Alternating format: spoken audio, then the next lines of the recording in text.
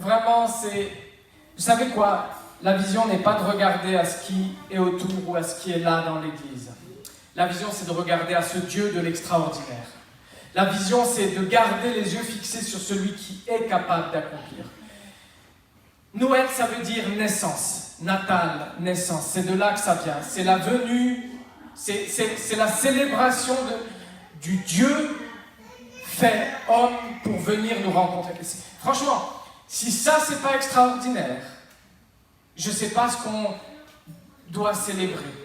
Si on ne peut pas célébrer ce Dieu qui choisit d'abandonner sa royauté, sa gloire pour venir comme un homme, et qu'il a fait ça par amour, je crois que c'est la plus belle des choses.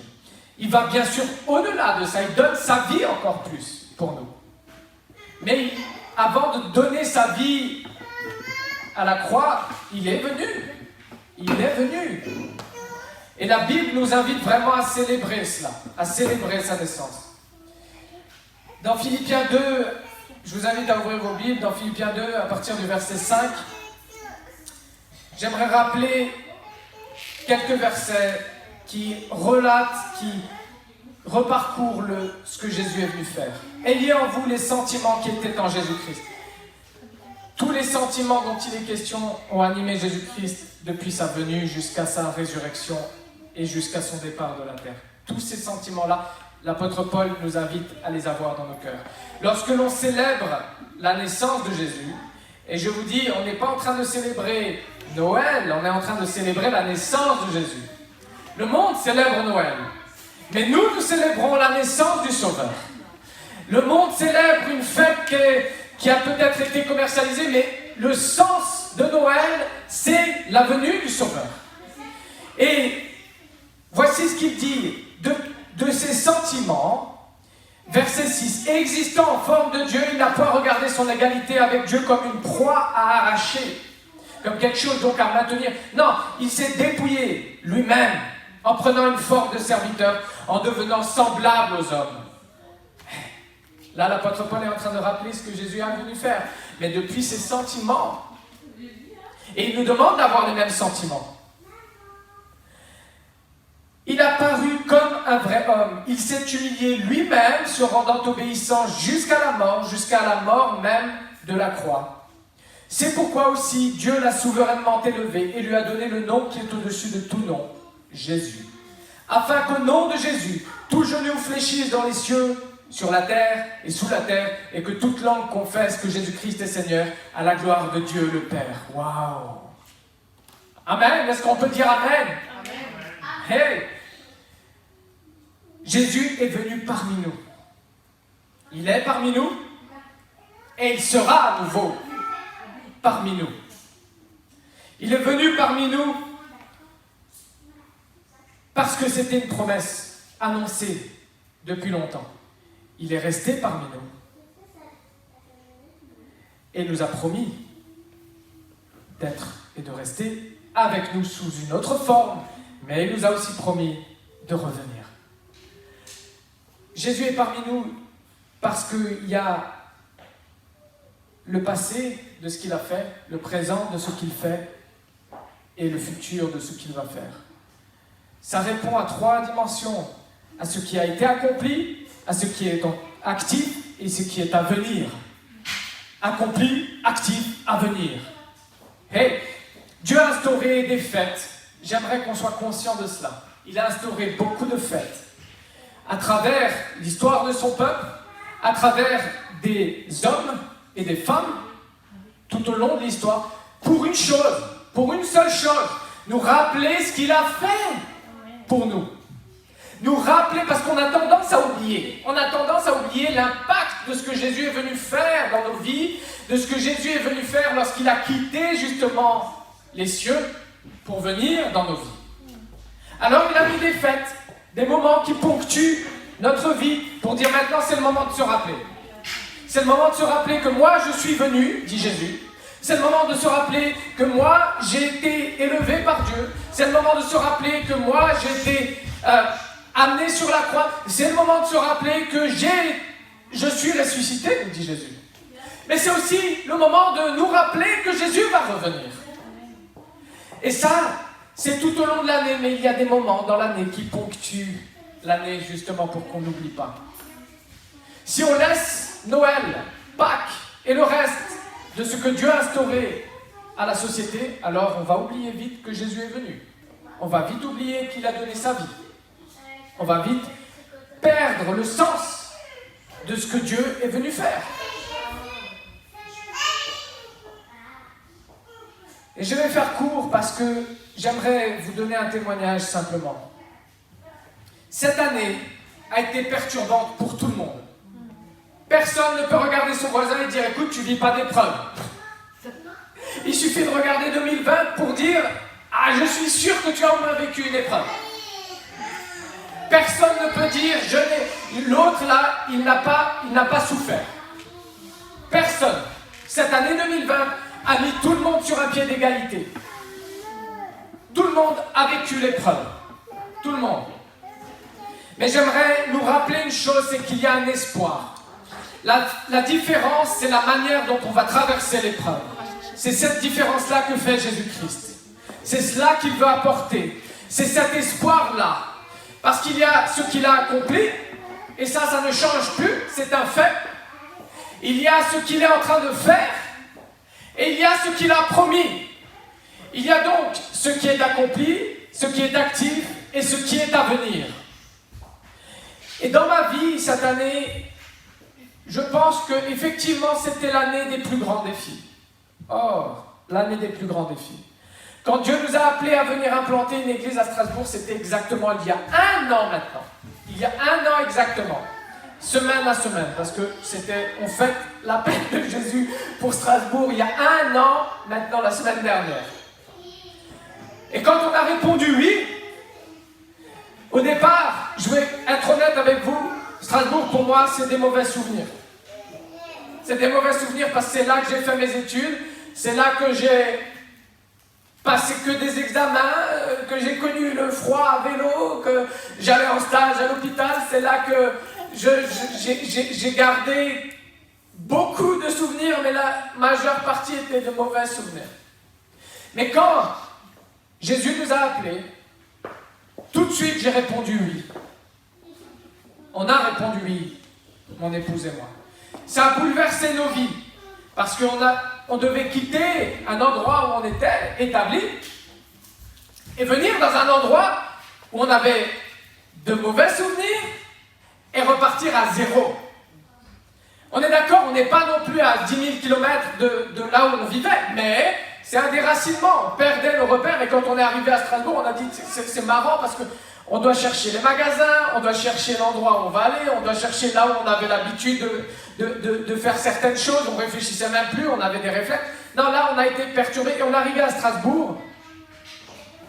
Et à un moment donné, Dieu a choisi de faire un déracinement encore plus complet. Il a dit, vous devez quitter Colmar. Et à ce moment-là, il a mis un amour nouveau pour Strasbourg et les Strasbourgeois. Et cet amour-là est venu perturber nos plans, nos projets. Vraiment. Parce que je ne vais pas raconter tous les projets qu'on avait, toutes les idées qu'on avait, mais que Dieu a dit, stop, c'est pas ça ce que je veux pour vous.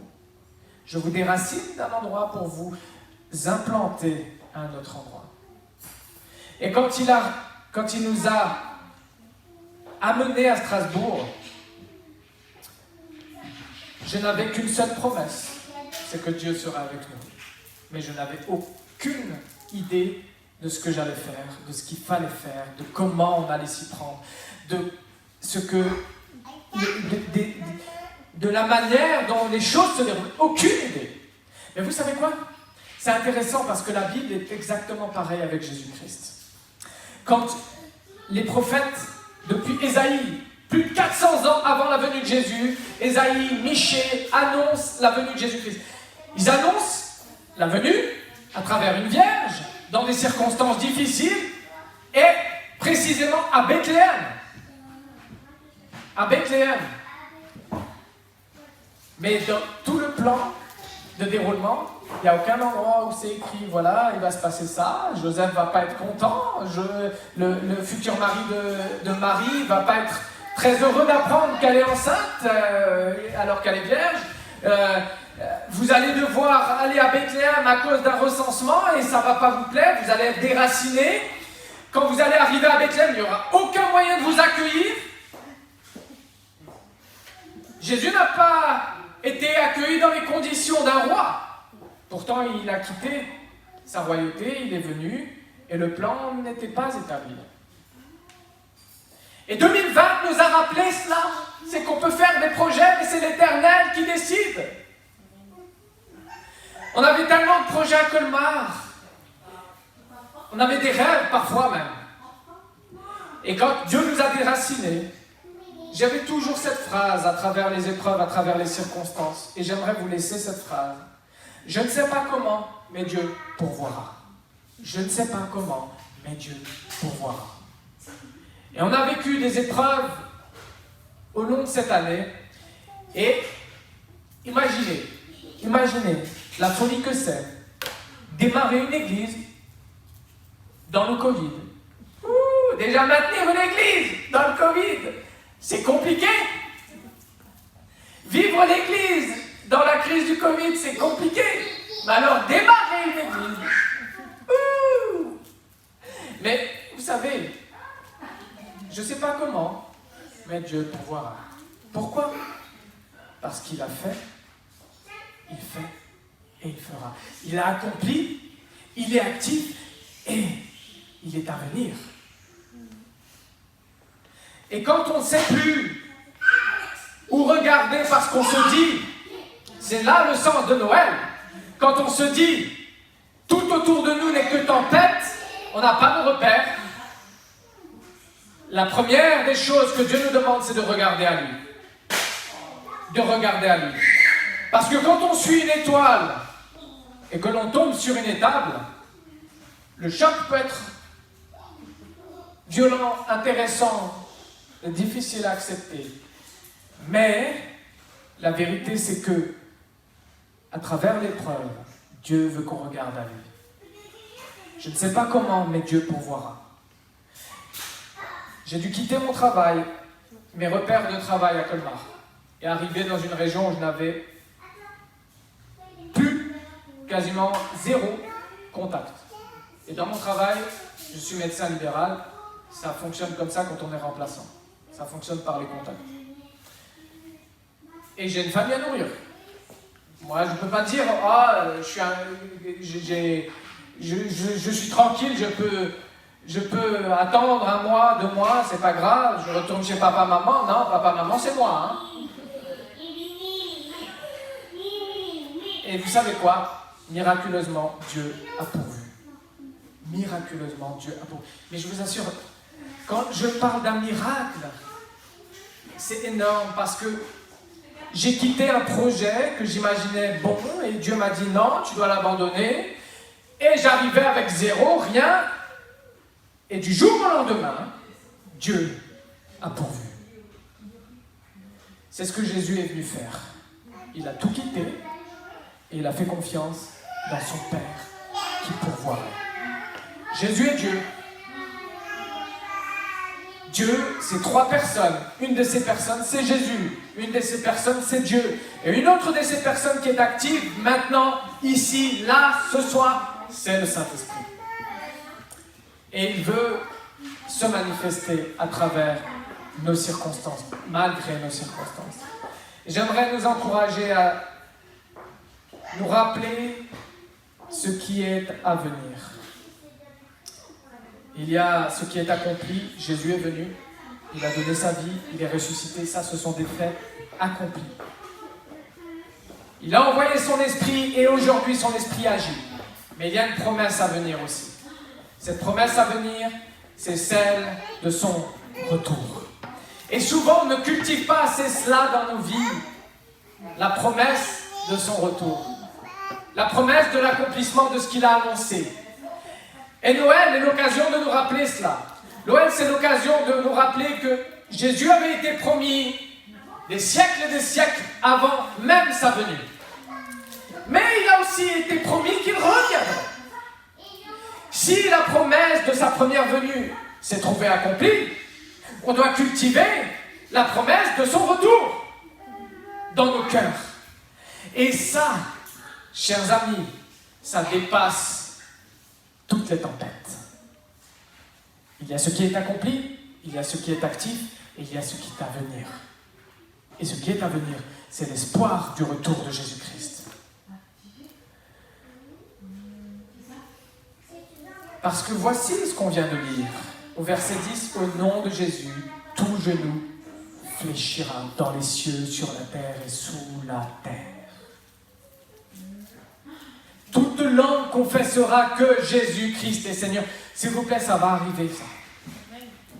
Qu'on le croit ou qu'on ne le croit pas, qu'on le cultive ou ne le cultive pas dans nos vies, ça va arriver. Ce qui est à venir va arriver. Et aujourd'hui, c'est le temps de nous rappeler justement que Jésus est venu une première fois et il reviendra. Oh, je vous assure, il reviendra. Et ça n'est pas quelqu'un qui l'a annoncé, c'est Jésus lui-même qui l'a annoncé.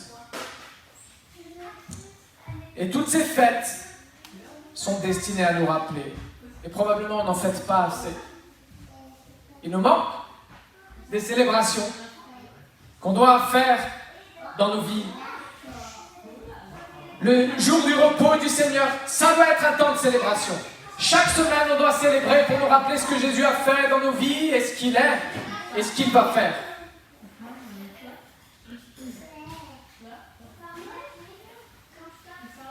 Rappelons-nous une chose, chaque jour appartient au Seigneur. Chaque jour. La Bible nous dit que les cieux, et les cieux des cieux, la terre et tout ce qu'elle renferme appartiennent à Dieu, dans Deutéronome. Donc chaque jour appartient à Dieu. Chaque jour, il l'a créé et il lui appartient. Et j'aimerais vraiment qu'on se souvienne de ce qu'il a fait ce soir. Et on va passer par un temps qui est merveilleux, c'est le temps où on se rappelle de ce que Jésus a fait dans nos vies. Hey, on espère que cette vidéo vous a encouragé et qu'elle a fortifié votre foi. Si tel est le cas ou que vous ayez regardé cette vidéo, allez sur notre chaîne YouTube Église Vie Extraordinaire Strasbourg et abonnez-vous à notre chaîne. Cliquez sur j'aime, mettez un pouce vers le haut et partagez cette vidéo. D'autres ont besoin de ce message. À très bientôt, que Dieu vous bénisse.